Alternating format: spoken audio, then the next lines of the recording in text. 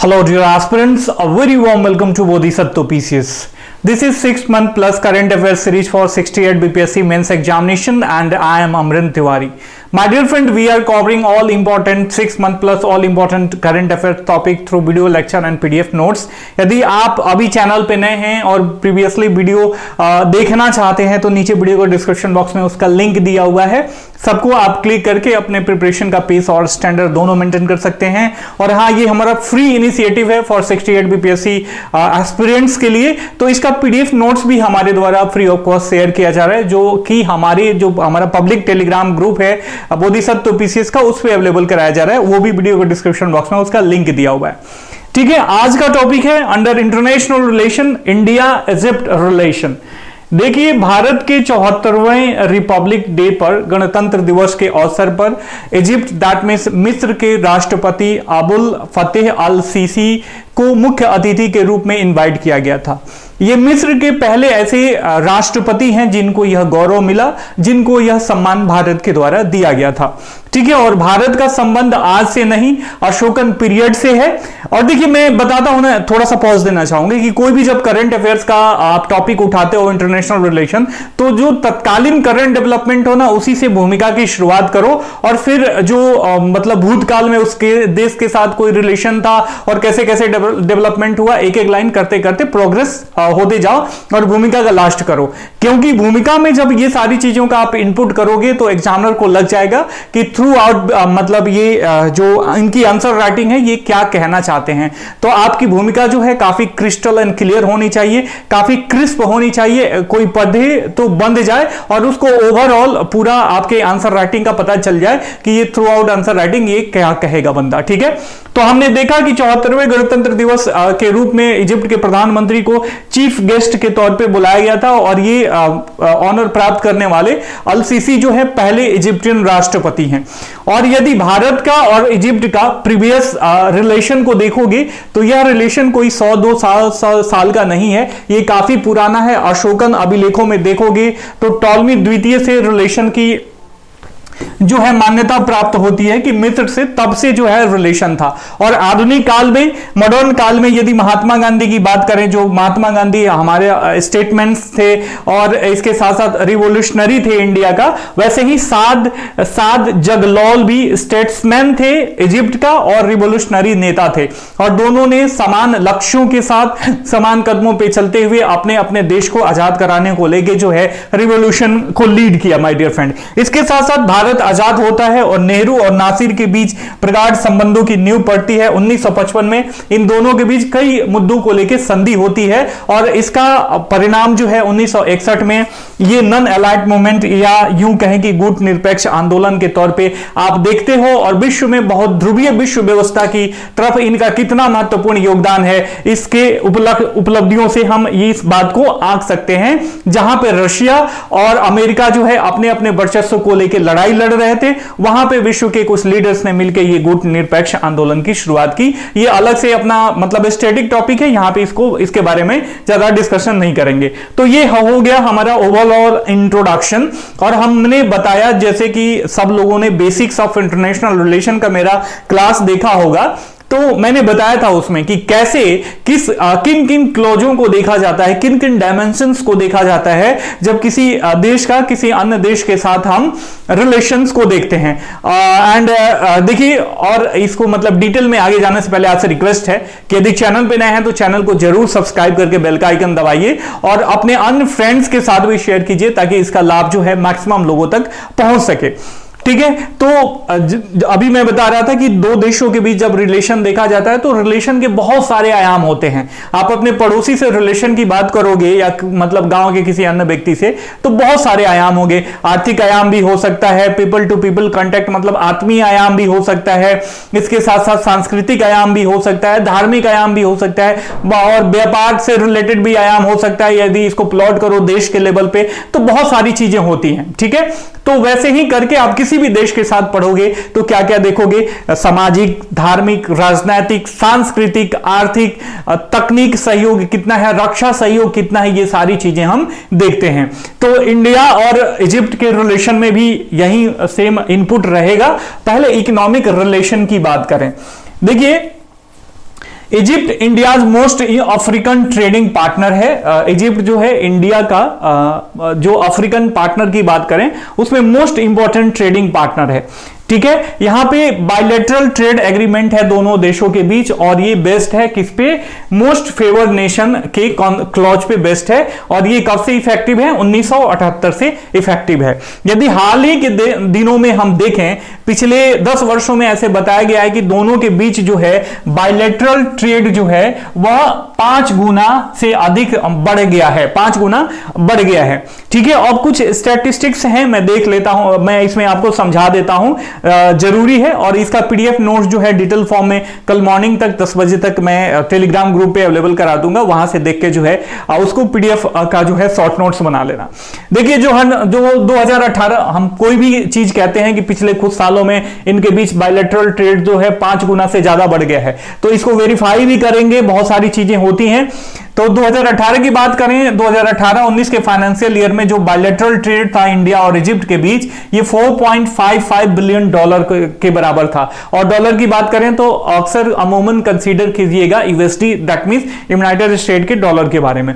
वही 2019-20 की बात करें तो 4.50 स्लाइट 0.05 बिलियन का डिफरेंस रहा, लेकिन अभी भी ट्रेड व्यापार जो था, बायलैटरल ट्रेड जो था, ये 4.5 बिलियन डॉलर के बराबर रहा। और यहां पे देखोगे कि ये 2020 का काल था ना, 2020-21 का काल, ये कोविड-19 का काल था, जहां पे सारे पूरे विश्व की अर्थव्यवस्था चरमरा गई, सप्लाई चेन डिस्टर्ब हो गया, व्यापार चेन डिस्टर्ब हो गया। बावजूद इसके मात्र स्लाइड चेंजेज आया था 2019-20 के फाइनेंशियल ईयर में। वही 2020-21 की बात करें, जब हाइप था बहुत ज्यादा कोविड-19 का, तो ये कुछ इसमें स्लाइड चेंजेज हुआ और ये 4.15 बिलियन डॉलर के बराबर हुआ।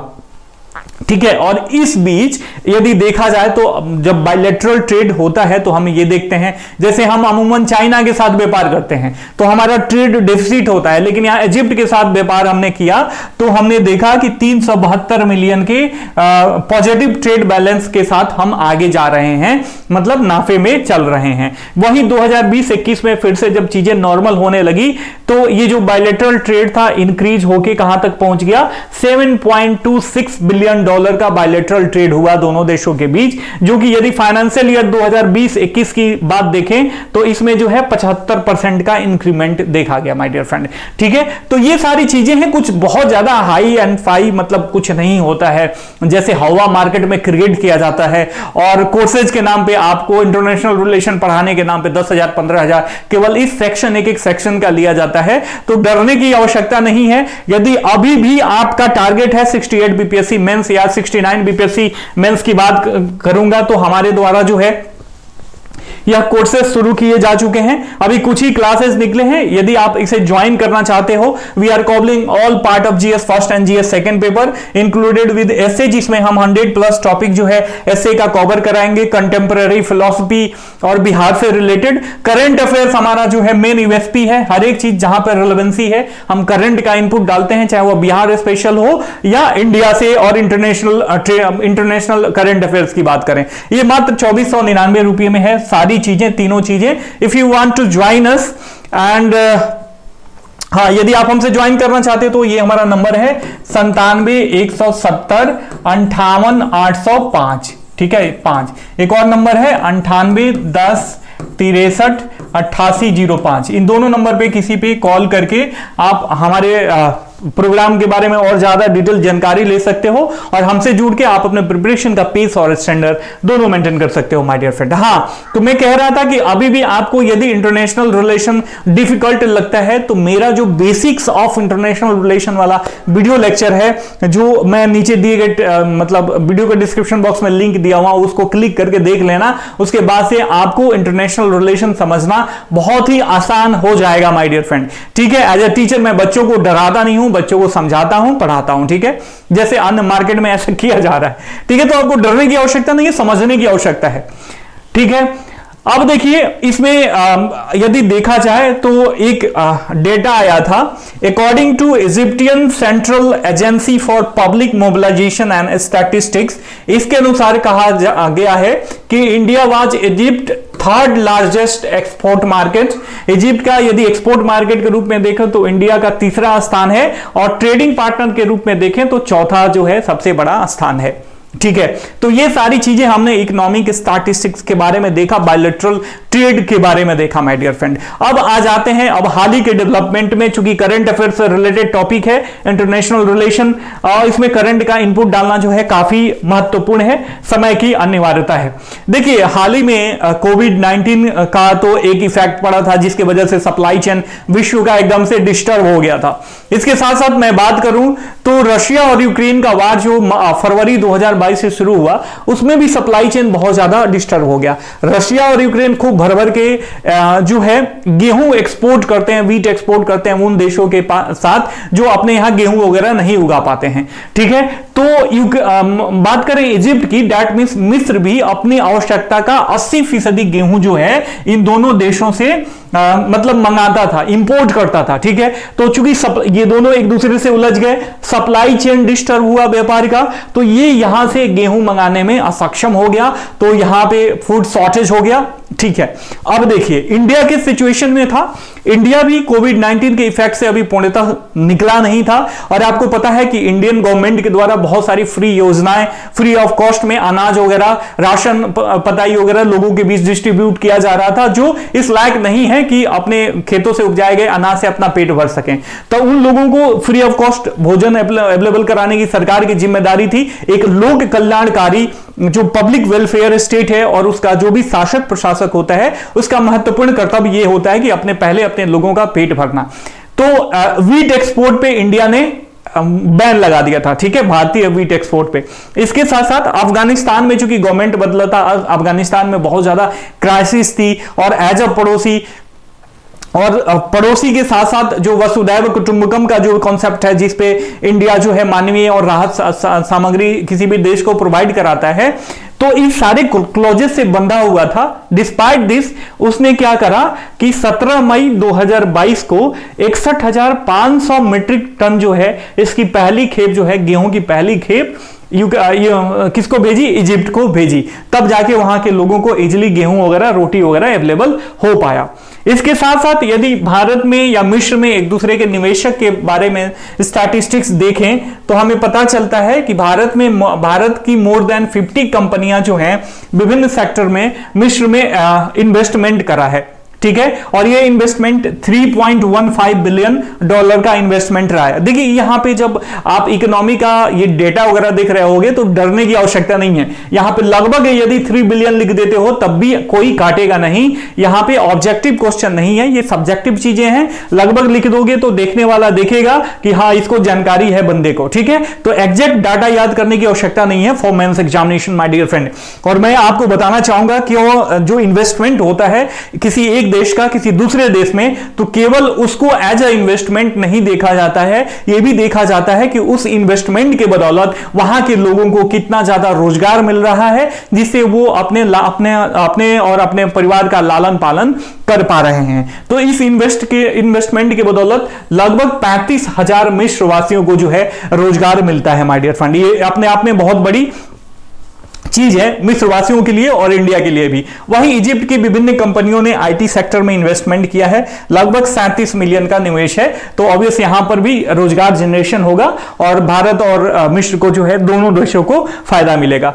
अगेन मैं थोड़ा सा और प्रचार कर लूं क्योंकि प्रचार का माध्यम भी यही है, मुझे यही आता है माय डियर फ्रेंड, और साथ में आप लोगों का सपोर्ट आप अपने मित्रों के साथ, अपने दोस्तों के साथ शेयर करते हो। ये हमारा इनिशिएटिव है फॉर 69 बीपीएससी मेंस क्लासेस। काफी डायनेमिक सारी चीजें, चाहे वो स्टैटिक पोर्शन हो, हिस्ट्री, ज्योग्राफी, इकोनॉमी, सारी चीजें वेल फॉर्मेशन के साथ, बहुत ही साइंटिफिक रूप से अरेंजमेंट के साथ, अब नई चीजें मॉडिफाई करके नया नोट, सारी चीजें, नई लेक्चर, सब चीज जो है 69 बीपीएससी मेंस क्लासेज में प्रोवाइड कराई जा रही हैं, तो आप हमसे जुड़ के अपने प्रिपरेशन का पेस और स्टैंडर्ड दोनों मेंटेन कर सकते हो माय डियर फ्रेंड। ठीक है, इसके साथ साथ यदि और भी सेक्टर देखें, जैसे वैज्ञानिक और अंतरिक्ष में सहयोग यदि बात देखें, तो Indian council of agriculture research और मिस्र कृषि अनुसंधान केंद्र के बीच एक दूसरे के बीच कोलैबोरेशन है, और एग्रीकल्चर के क्षेत्र में ये अनुसंधान वगैरह को लेके, रिसर्च एंड डेवलपमेंट को लेके मिलकर साथ में काम करते हैं।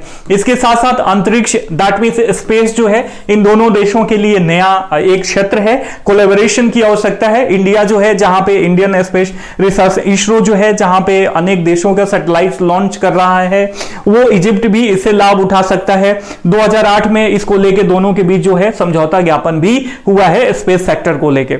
इसके साथ साथ आईएसए जो है आपको पता है कि भारत और फ्रांस का इनिशिएटिव है, और अभी जो है बहुत सारे देश उसमें शामिल होते जा रहे हैं। तो किसी संगठन में किसी देश का शामिल होना उस संगठन के अन्य सदस्यों के साथ उनकी नजदीकियों को और बढ़ाता है, और ये शो ऑफ करता है कि हाँ ये व्यक्ति जो है लाइक माइंडेड पीपल है। मान लीजिए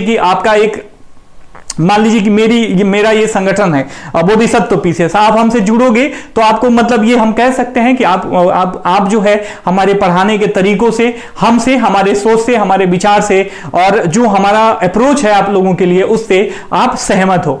तो इसको यदि इंटरनेशनल रिलेशन में प्लॉट करें तो किसी भी संगठन में मान लीजिए आईएसए में इजिप्ट शामिल हुआ है, तो इसके विचारधाराओं से इजिप्ट कहीं ना कहीं भारत का सपोर्ट कर रहा है। मार्च 2008 में शामिल हुआ, और 2019 में जो समझौते की रूपरेखा थी आईएसए की, इजिप्ट ने उसकी पुष्टि कर दी है। ठीक है, यदि इसके साथ साथ इसमें कुछ और डेवलपमेंट देखें हाल ही के लिहाज से, तो LAS that means league of Arab state की बात करें तो ये थर्ड समिट हुआ था 12 जून 2021 को, भारत और लैस का, या लास बोल सकते हैं। ठीक है, तो सह अध्यक्षता करी थी श्री संजय भट्टाचार्य ने, जो कि एक्सटर्नल अफेयर्स मिनिस्ट्री का ये सचिव हैं, मुख्य सचिव थे। और इसके साथ साथ मोहम्मद अबू अल खीर ने, जो कि लैस में मिस्र के अस्थायी प्रतिनिधि हैं, तो दोनों ने मिलकर जो है इसकी सह अध्यक्षता करी थी। तीसरा समिट था Bharat LAS that means Bharat league of Arab state का। ठीक है, तो इन्होंने जो चर्चा करा, बहुत सारे बिंदुओं पे चर्चा करा, जिसमें प्रमुख हैं कुछ कोविड-19, economic status, food security, agriculture वगैरह से रिलेटेड इन्होंने चर्चा करी, और आगे की चीजों पे इन्होंने बात करा। इसके साथ साथ यदि रक्षा सहयोग की बात करें तो दोनों देश के जो रक्षा डिपार्टमेंट है एक दूसरे के अधिकारियों को रक्षा सहयोग को लेके या डिफेंस के सेक्टर में प्रमोट करते हैं, सहयोग देते हैं, प्रशिक्षण देते हैं, सारी चीजें प्रोवाइड कराते हैं। इसके साथ साथ इन दोनों देशों के बीच ये डेजर्ट वॉरियर नाम का जो इंडियन एयरफोर्स और इजिप्टियन एयरफोर्स दोनों ने मिलकर करा था, डेजर्ट वॉरियर ये युद्धाभ्यास करा था। इसके साथ साथ मिलन 2022 जो भारत के द्वारा ऑर्गेनाइज कराया गया था, इसमें भी इजिप्ट के 2 अधिकारियों ने, नौसेना के अधिकारियों ने भाग लिया था। साथ साथ यदि बात करें मोस्ट इंपॉर्टेंट सांस्कृतिक कल्चरल रिलेशंस की, तो Maulana Azad centre for Indian culture, जिसको इन शॉर्ट में बोलते हैं, कहां गया, इन शॉर्ट में बोलते हैं MACIC, Maulana Azad centre for Indian culture. ठीक है, इस चीज को ध्यान में रखना। ये जो है कायरो में स्थापित है। ठीक है, ये मिस्र कायरो में स्थापित है। ये क्रॉस सांस्कृतिक सहयोग को बढ़ावा देता है मिस्र और इंडिया के बीच। ठीक है, कल्चरल कोरिलेशन को बढ़ाता है, सांस्कृतिक आदान प्रदान को बढ़ाता है। इसके लिए अनेक सारे संगोष्ठी का, अनेक सारे प्रदर्शनी का आयोजन किया जाता है। किसके द्वारा? Maulana Azad centre for Indian culture के द्वारा। इसके द्वारा हाल ही में इंडिया डे का आयोजन किया गया। इसके साथ साथ जब महात्मा गांधी की जन्म सदी बनाई गई थी, 150वीं वर्षगांठ बनाई गई थी जन्म की, तो मिस्र दूतावास के द्वारा आयोजन किया गया, प्रदर्शनी, संगोष्ठी, बहुत सारी चीजों का आयोजन करा गया, जिसमें से प्रमुख है सत्य वार्ता, गांधी कथा आदि का आयोजन किया गया। ये जताता है कि हम भारत के लिए, भारत के महापुरुषों के प्रति, भारत के संस्कृति के प्रति, भारत के हर एक मतलब जो भी हिस्सा है भारत का, जो भी डायमेंशंस है उसके प्रति जो है हमारा समर्पण है, और हम जागरूक हैं अपने एक रिश्तेदार के रूप में या एक सहयोगी के रूप में। इसके साथ साथ AKAM दैट मींस आजादी का अमृत महोत्सव के रूप में ये Maulana Azad centre for Indian culture ने भारतीय स्वतंत्रता दिवस की 75वीं वर्षगांठ पर India at the rate 75 quiz का आयोजन किया। तो ये डायमेंशंस के तहत हमें पता चलता है कि इजिप्ट और भारत के बीच सारी चीजें अभी अच्छी चल रही हैं। और देखिए अब निष्कर्ष में क्या लिखेंगे, दोनों देश के नेताओं को साथ में मिलकर बहुपक्षीय बहुध्रुवीय विश्व की व्यवस्था की ओर आगे बढ़ना चाहिए और विश्व में शांति व्यवस्था हो इसके लिए काम करना चाहिए। इसके साथ साथ आपसी सहयोग को और बढ़ाना चाहिए जिससे अधिक से अधिक मानवीय हित हो और साथ में सबका साथ हो और सबका विकास हो। आई होप कि इजिप्ट और भारत के रिलेशन के सारे डायमेंशंस को मैंने समझा दिया। आप इसमें और ऐड ऑन कर सकते हो, लेकिन मैं 5 पेज का आपको पीडीएफ कल शेयर कर दूंगा। उससे ज्यादा ऐड ऑन करने की आवश्यकता नहीं है क्योंकि समय कम है, रिवीजन की आवश्यकता है। और ये चीजें यदि आप अभी शॉर्ट नोट्स बना लेते हो, एक राउंड आप वीडियो लेक्चर देख लिए, पीडीएफ नोट्स पढ़ लिए, उसके बाद शॉर्ट नोट्स बना लेते हो, तो ये चीजें आपकी अपनी हो जाती है my dear friend. Once again at the last I would like to remind you, if you are serious about 69 BPSC mains examination and if you want to join us then you can call and WhatsApp on 98 10 63 88 05 और 97 170 58 805। इन दोनों number पे किसी पे आप call करके और या WhatsApp करके जानकारी लेके आप हमसे जुड़ के आप अपने प्रिपरेशन का पेस और स्टैंडर्ड दोनों मेंटेन कर सकते हो माय डियर फ्रेंड। मिलते हैं अगली कक्षा में, तब तक के लिए साइनिंग ऑफ, टेक केयर, जय हिंद जय भारत।